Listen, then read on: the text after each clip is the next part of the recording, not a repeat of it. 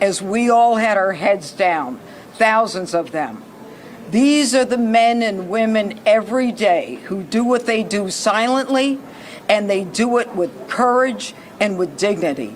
Thank God for our partners, the FBI, the Secret Service, the Metropolitan Police.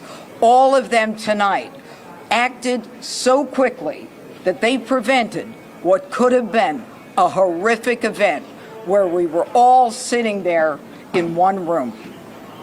The defendant will be arraigned on Monday in federal district court. But make no mistake, there will be many more charges based upon the information that we are learning in this very fluid situation. Thank you. We'll take a few questions. Right here in the front, right here in the front. Can you confirm that this suspect is specifically targeting the president, and is he talking to law enforcement now? Chief. Sure. So at this point, what we know is we know the individual charged at checkpoint with a firearm in his hand. We know he was running in the direction of the ballroom that the president was in, as well as other cabinet members. So what his specific motivation was, we can't say at this point. However, as we continue to investigate that, we'll continue to work towards that. Chief, when you say here, there seems to have been a lack of authorization to come to this event. Was this a failure on the Secret Service? I mean, what we have here is a multi-layered approach. The director spoke about it. We have officers on the outside from the Metropolitan Police Department along with the escort. The inside portion of any presidential site is handled by the Secret Service and law enforcement partners. This is a multi-layered approach. The point of this checkpoint is to intercept individuals that were there, and what we see in this case is when he reached that checkpoint, Secret Service agents and law enforcement engaged him immediately. They were able to bring him into custody and prevent anyone from being harmed. Chief Carroll, right here. Chief Carroll, can you tell us if you found a vehicle associated with the suspect, and are you or the FBI conducting any search warrants either on a vehicle or locations here or elsewhere around the country? Sure, Mark. So as you can imagine, this is very early in the investigation. So, things we're digging into is his background, vehicles. Those are all things that the FBI, the Metropolitan Police Department, and the Secret Service are working together jointly to determine, is there anything else that's available? So I would imagine as we continue to go through this investigation, there will be additional search warrants and things of that nature as the investigation progresses. Is the suspect known to law enforcement?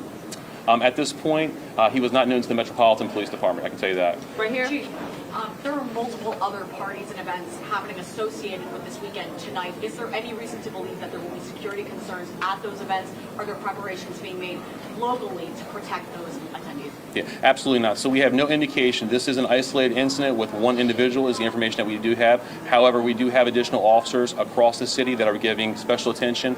We do know there were some after parties and events that are planned that we will be providing coverage for those events. Yep. Chief, Right here. the president said that this is not a particularly secure building. Do you agree with that assessment?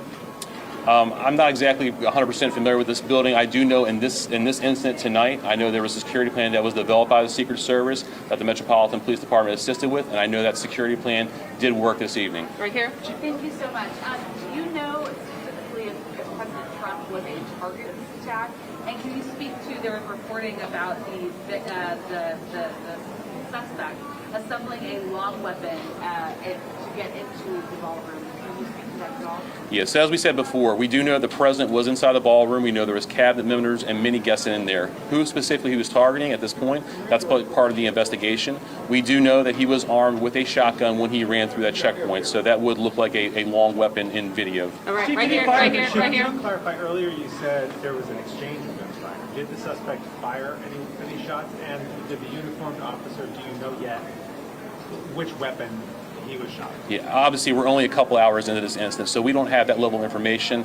The FBI's evidence response team is here. They're processing the scene. So as the investigation develops, all that information will be figured out with the ballistics. The ATF is also on scene here with us. So the suspect did or did not fire a shot? Sure. So again, it's very preliminary information. We do believe he did. However, as the investigation determines, we'll pull the shell casings. We'll be able to get more information as we review more evidence. We're very early in the investigation. All right, we can take a couple more right here, and one more over here. Thank you so much. So the president said that he wants there to be another event within 30 days. Given what happened tonight, do you have any sense of what additional security measures might be put in place to ensure that something similar does not happen again? Sure. I'll toss it to the Secret Service. Yep, this is what we plan for every day.